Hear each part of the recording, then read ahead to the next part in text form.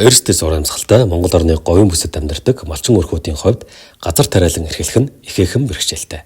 Малчдын зодын гамшигыг эрсдэл багтаа даван туулах чадварыг нэмэгдүүлэх санаачлагыг Америк нэгдсэн улсын олон улсын хөгжлийн агентлагийн хүмүүлгийн төвчөөний санхүүжилтээр Дэлхийн зам Монгол олон улсын байгууллага уур амьсгалын өөрчлөлт төсвөртэй орон нутаг төслийг 2023 оноос хэрэгжүүлж байна.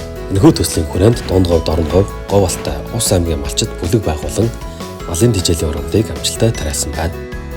Манай малчны бүлэг нь болохоор 9 өрхөөс өртдөг.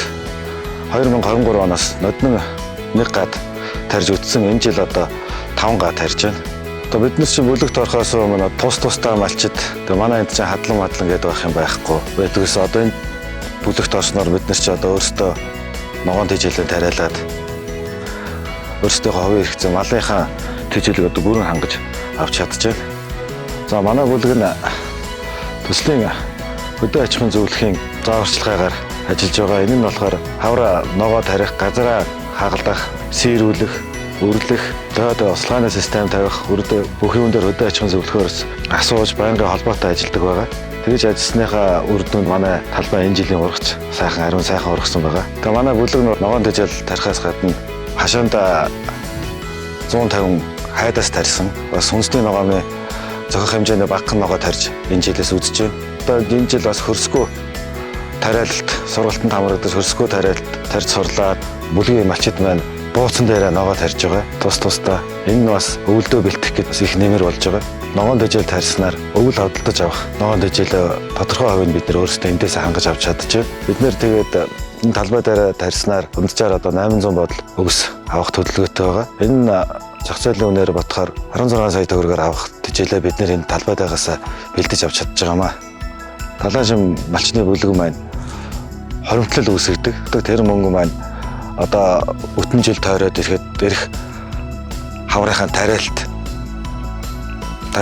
тариалаа дуусны дараа хураалт энэ бүгдөө маань ордог байгаа.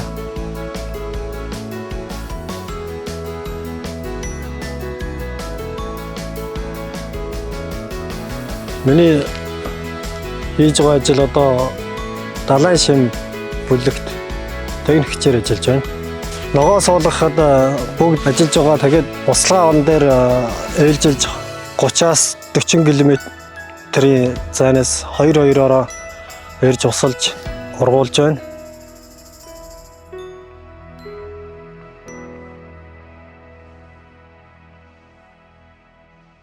Жин одоо тариг тарж ургуулсан, хөдөлмөрлсөн нийт малчдын оршоод бол баярлалаа. Та бүхэнд ирээдүй байна, боломж байна.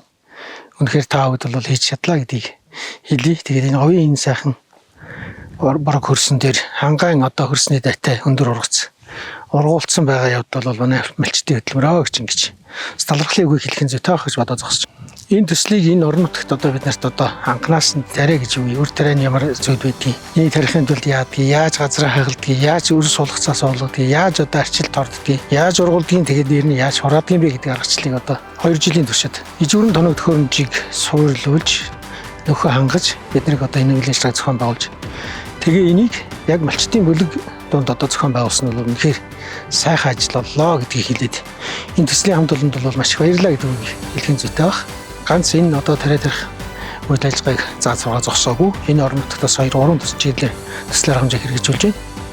Мэдээж цаг агарын нөхцөл байдал хүндэрч, цагийн байдал хүндэрч байгаа энэ үед бол малчдыг энэ байгаль цагаарын хүндрэлтэй нөхцөлд ажиллаж амьдрах нөхцөлийг сайжруулах, чадахжуулах чиглэлийн сургалтуудыг нэлээд хийж байна. Тэгээ энэ сургалт хэлцүүлэг бол маш их үр дүнтэй байж байгаа. Энийг одоо 7 магийн төвшөнд бол хийж байгаа нь бол сайхан зүйл байгаа. Үүний зэрэгцээ бас элсийн нүдлийг хамгаалах, энэ уур амьсгалын өөрчлөлтийг бас одоо багахан ч гэсэн өөрчлөх зорилгоор бид нарт одоо мод тариалах, талбай, хашаа, хөлөмж одоо олон зүйлүүдийг бас өгч хэрэгжүүлж байгаа. Нутгийн хөрсөн дээр ургасан тариан талбайд ингээд зогсож явах шиг аз жаргал бол хүндээ байдаг юм байна. Тэгээ говьд бол бас ирээдүй байна гэдгийг ингээд дундгой ангийн хэмжээнд үлгэрлэх байдлаар Эрдэнэлээс манга зохион байгуулж байна гэдгийг бол хэлхэн зүйтэй хаа. Энийг цаашдаа бид нэр өргөжүүлээд олон газар хийхэд гэх юм бол үйл цагийг үнэтэд авах бидний ганц боломжтой нөхцөл маань болох юм байна.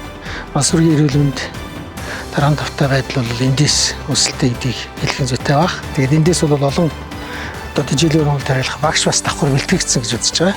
Тэр нь орон нутгийн хөгжлийн сангаас энэ чиглэлд бол бид нар одоо дахин санхүүжүүлэх зүйтэй байна гэдэг ойлголт. Малчдын татвар юун зарцуулах байгаа гэхээр энд жилээр бол зарцуулж байвал бас зөв зүйтэй байна гэдгийг бол нэг талаас газар дээрээ туршаад ойлгочод байж байна. Малчтын бүлгүүд Мондо овёсыг нийт 20 га талбай тариалж 40 гаруй тонн ногоон тэжээл хураан авлаа.